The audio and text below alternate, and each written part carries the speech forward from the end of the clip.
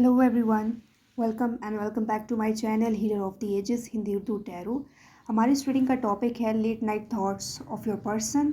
ठीक है, कोई भी पर्सन हो सकता है, any person on your mind जिनके लिए आप ये रीडिंग देखना चाहते हो और ये जानना चाहते हो कि ये पर्सन लेट नाइट आपके बारे में क्या सोचते हैं, तो डेफिनेटली आप इस रीडिंग को वॉच कर सकते हो।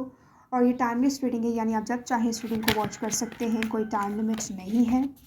लेट्स सी कि आपके पर्सन लेट नाइट क्या सोचते हैं आपके बारे में।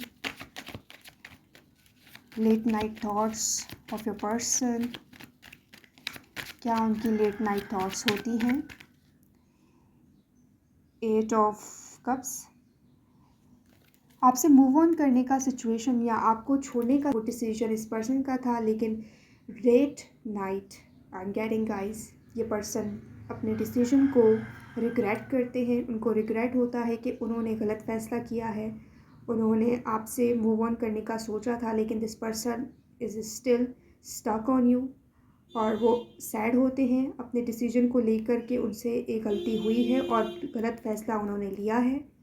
ठीक है, 8 of cups, late night thoughts of your person, king of wands. ये पर्सन बहुत ज़्यादा अग्रेसिव, कंफर्मेशन, जेलस नेचर के हैं। डेविल है हमारे पास, को हाइड करते हैं। एंड जस्टिस,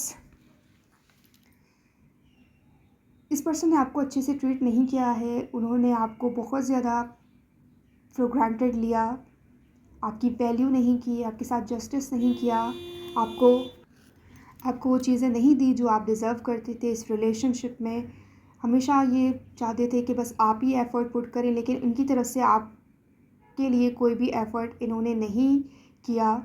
और लेट नाइट ये चीज़ इनको रियलाइज़ होती है कि आपने हमेशा अपना 100% दिया, लेकिन इस पर्सन की तरफ से कभी भी वो अपने एफ़र्ट्स में दिखा नहीं पाए कि ये पर्सन आपके लिए कितनी केयर करते हैं या कितना आपसे अफेक्ट होते हैं, ये कभी भी दिखा नहीं पाए। लेकिन लेट नाइट हर चीज़ का इनको रिग्रेट होता है जो उन्होंने आपके साथ किया है। कोई भी इनजस्टिस अगर इन्होंने आपके साथ किया है तो वो चीज़ की वजह से बहुत ज़्यादा रेस्टलेस होते हैं लेट नाइट एंड अफेक्ट होते हैं उस चीज़ से। मे बी वो कभी आपसे कन्फेस नहीं करें कि वो जो कुछ भी उन्होंने किया है, लेकिन वो उस पर शर्मिंदा है। 3 ऑफ वॉन्ड्स, ठीक है, कोई प्लानिंग हो रही है। आई एम गेटिंग कि मे बी ये पर्सन आपसे इनडायरेक्टली सॉरी करे अपने बिहेवियर के लिए और आपके लिए कुछ अच्छा करे। और लेट नाइट ये इनके थॉट्स हो सकते हैं। 9 ऑफ वॉन्ड्स, अगर इन्होंने आपके साथ कुछ बुरा किया है तो पास में इनके साथ भी बुरा हुआ है।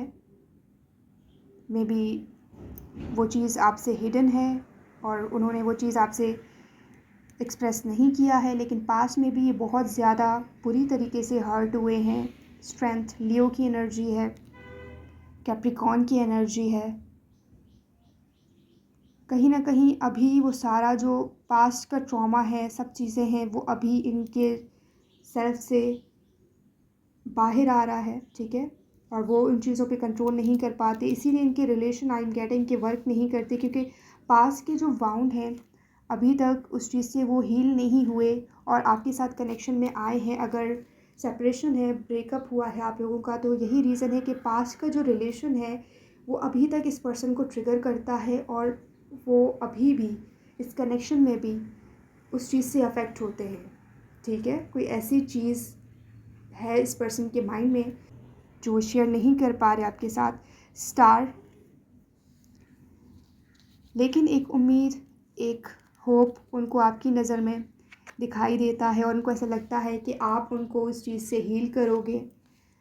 10 of wands, night of swords, अगर इन्होंने आपको ब्लॉक किया है तो ये बहुत ज़्यादा उस चीज़ पर अशेम्ड है, पछता रहे हैं, लेकिन अनब्लॉक नहीं कर रहे आपको फॉर सम रीज़न, क्योंकि आप उनसे एक्सप्लेनेशन मांगोगे ऑब्वियसली, और ये पर्सन नहीं जानते कि किस तरीके से वो आपको चीज़ों को एक्सप्लेन करें और इसी वजह से ये भाग रहे हैं और उसी लिए इन्होंने आपको ब्लॉक किया है, ठीक है। अपनी इनसिक्योरिटी की वजह से, अपने फेयर्स की वजह से, अपने आप को, अपने इमोशंस को कंट्रोल करने की वजह से, क्योंकि इनको ऐसा लगता है कि इनके जो इमोशंस हैं वो बहुत ज़्यादा ओवरवेलमिंग हो गए थे and they need some space, ठीक है। Late night thoughts of your person, बहुत ज़्यादा हैवी एनर्जी है इस पर्सन की लेट नाइट, और यही heavy energy I am getting कि आपको अफेक्ट कर रही है, ओके। सो इस पर्सन को ऐसा लगता है कि यू आर द पर्सन जो उनको हील कर सकता है, जो उनको अंडरस्टैंड कर सकता है, उनकी सिचुएशन को समझ सकता है, लेकिन वो खुद से एक्सप्लेन नहीं कर रहे। वो चाहते हैं कि आप उनको खुद से समझें, ठीक है। ये इस पर्सन के माइंड में चल रहा है। लेट नाइट एम्प्रेस, क्योंकि उनको ऐसा लगता है कि आप एक केयरिंग पर्सन हो, ठीक है, और इनको केयर, लव, इन सारी चीज़ों की ज़रूरत है, अफेक्शन जो उनको हील कर सके पास्ट ट्रॉमा से।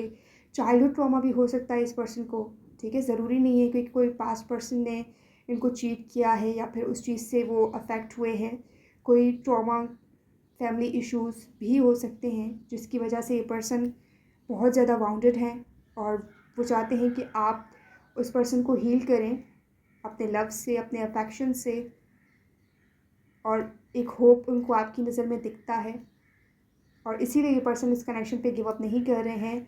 मे बी ब्लॉक सिचुएशन है but this is not permanent, क्योंकि जो इस पर्सन की स्टेट है they will return to you, okay. Ace of swords, और आपको वो क्लैरिटी मिल सकती है जो आप चाहते हो, क्योंकि ये पर्सन अपने इमोशंस की वजह से आपसे दूर गए थे, और इनके इमोशंस ही होंगे जो इनको आपकी तरफ ले आएगा।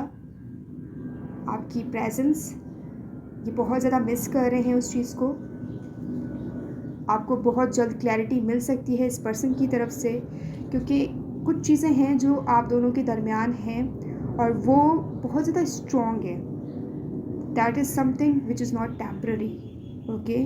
और ये पर्सन उस चीज़ को रियलाइज़ करते हैं लेट नाइट कि जितना भी डिस्टेंस हो, लेकिन वो चीज़ें इम्पोर्टेंस रखती हैं आप दोनों के बीच।